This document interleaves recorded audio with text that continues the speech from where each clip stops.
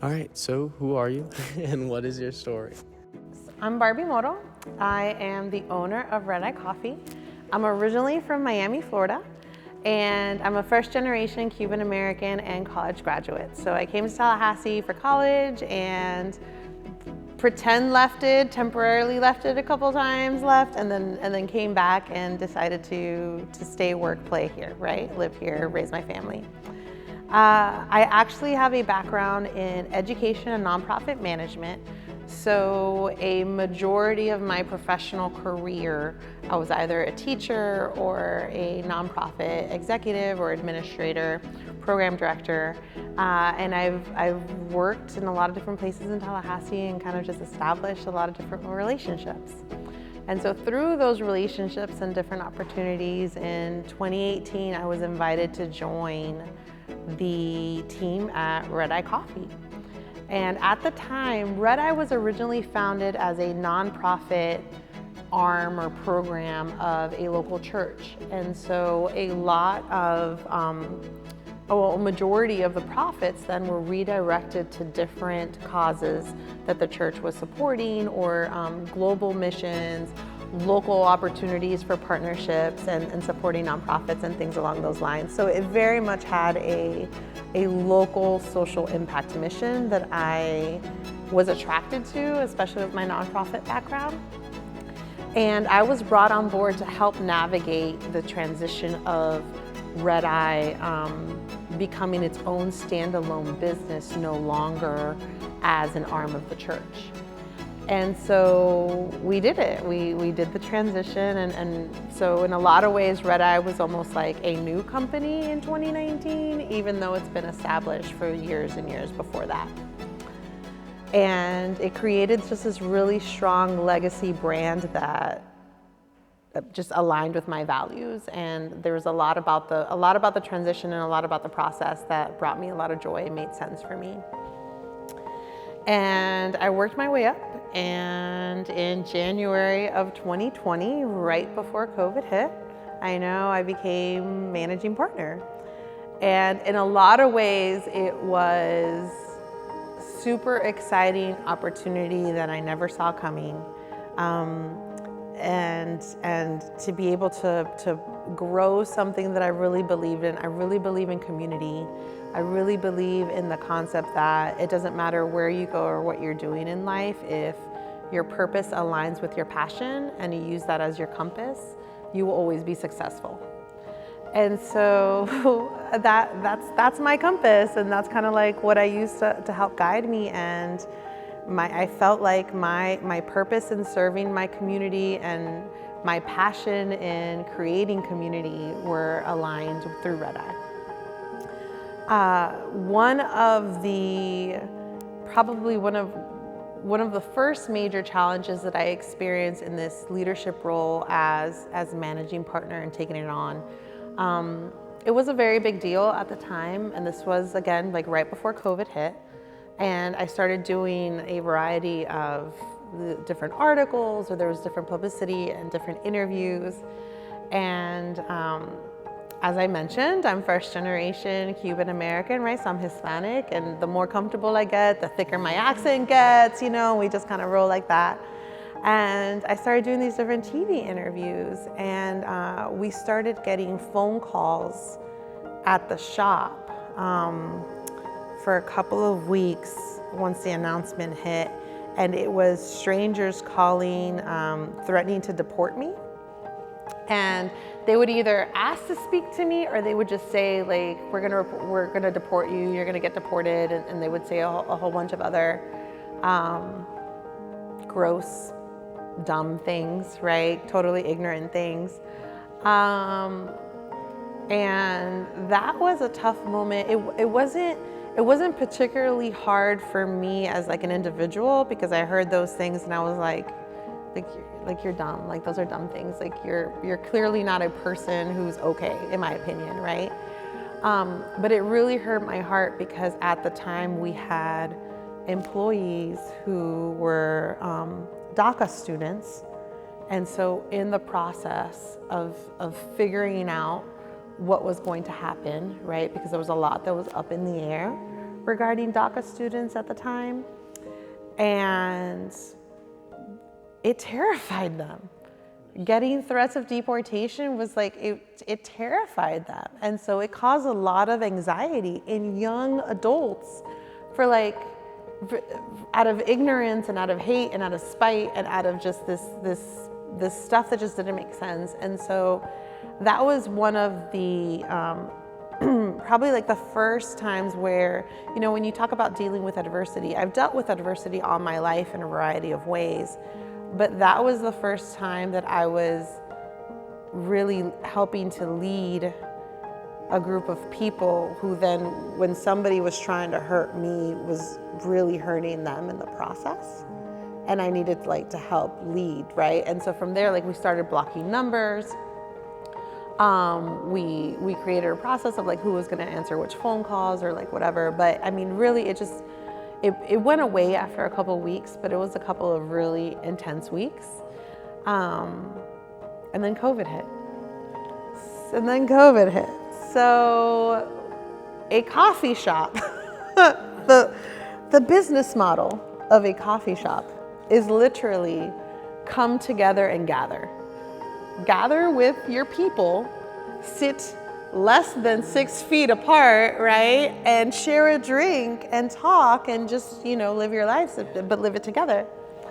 And we were a coffee shop during a time whose, you know, our business plan was disastrous while your community and the rest of the world is going through a pandemic where if people gather, they can get seriously sick or die, right? And again, I was a newish leader in this role. We had just gone through some really intense navigating, right, with like the harassing phone calls and like just the stuff that kind of came our way. And then we have this pandemic and everyone is scared and they don't know what's going to happen and if they're still going to have a job or what, you know, what's going to happen.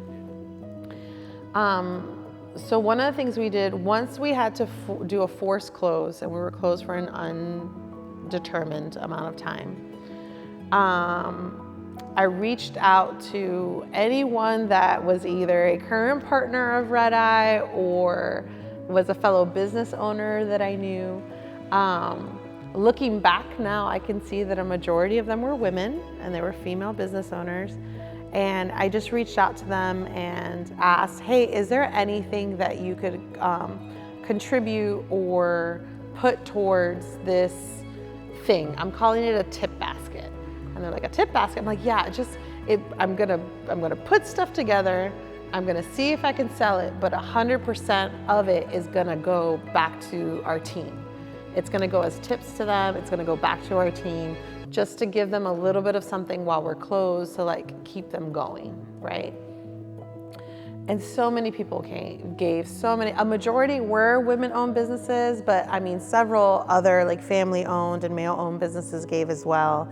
And in that 2 to 3 week period that we were closed, I was able to provide, I think it ended up being like close to maybe $5,000–6,000. And it was to the whole team, and it was just based off of other people's goodwill and donations and contributing like to the tip basket. So it was just, that was really awesome.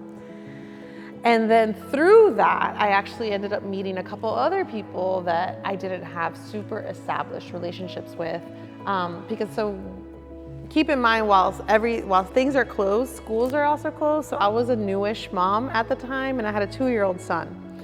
So he rode in the car with me while I went around and delivered tip baskets to people who bought them at people's doorsteps, you know, and he went with me. And one of these trips, and when I was meeting up with people, I met up with a local chef. Her name's Chef Nikki Petinillo. And she does pro seasoning and she does like cook like a pro and she does all these YouTube cooking videos and tutorials and stuff. And I met up with her and I was like in her driveway. I've met her maybe twice before this moment. I was in her driveway and I was like, hey, like, well, what are you doing now that COVID's happened, you know? And she said, well, I'm on furloughed. I've been furloughed because she was executive chef at FSU and everything was on pause. But like, here's this amazingly talented chef who does like cooking demonstrations and cooking videos, and they're interactive and they're amazing. And I thought, do you have access to food and ingredients and stuff? And she's like, well, not anymore because, I'm furloughed. And I'm like, all right, what if we got together and what if we did our own local version of HelloFresh? And what if we got meal kits together? I got all the ingredients, the team would pack it. It's an opportunity for them to have work and like do things.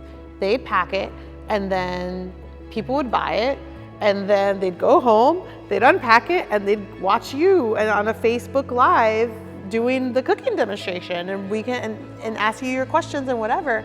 And she was like, all right. And I'll never forget her look because it was between, is this woman a genius or like, is this stranger a crazy person, right? And so, but she took a risk on me and we did it. We ended up doing it for 16 weeks. It kept us going all through the summer of COVID and it was awesome. It was a hit. It built her audience. It built our customer base. Like, it was just a phenomenal collaboration. And then from that, hit like the idea of like, like people just, because of everything with COVID, people are loving like doing this, food stuff at home. I'm like, what if we delivered breakfast? What if we could deliver breakfast to people's home? Yeah. And so we reached out to another local chef, Chef Rebecca, who at the time she was the owner of Street Chefs and like she had this whole mobile cafe and like this huge following and food truck. And I was like, yo, do you want to do breakfast deliveries with me? You want to work together and we'll call ourselves the Breakfast Club? And she was like, yeah, I do want to do this.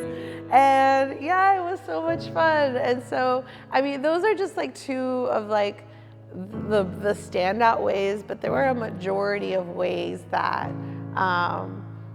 collaboration and just community support. And I always thought, I love bringing this up mainly because what it taught me more than anything was when women support women, everybody thrives. So thinking about Women's History Month and thinking about the opportunities for us to support each other and help each other grow and remain strong.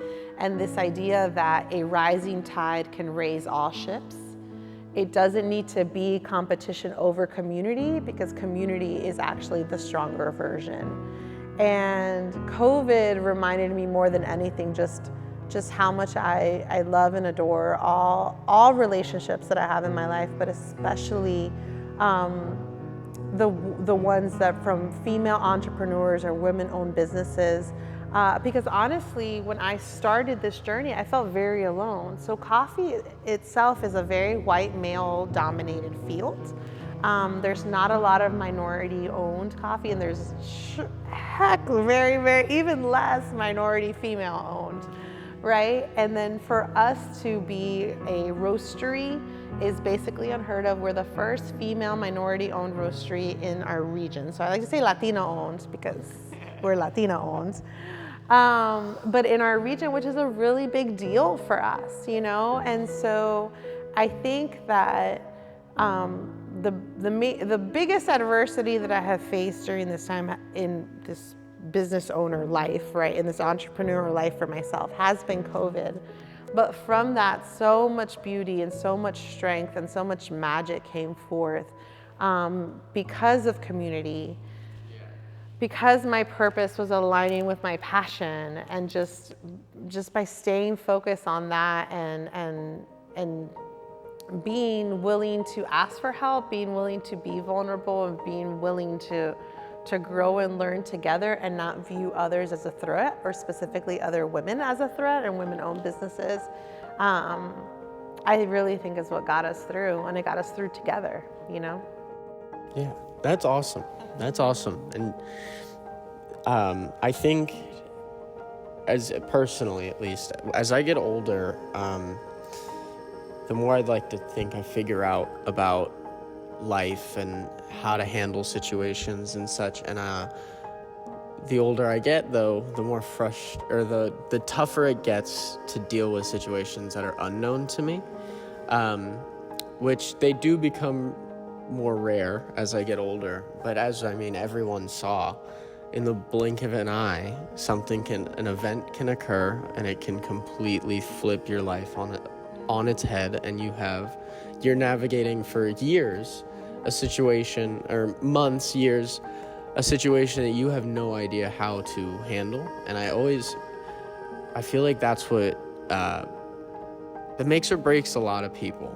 It makes or breaks a lot of people, because some people don't deal with that stress well, don't deal with not knowing how to handle a situation well.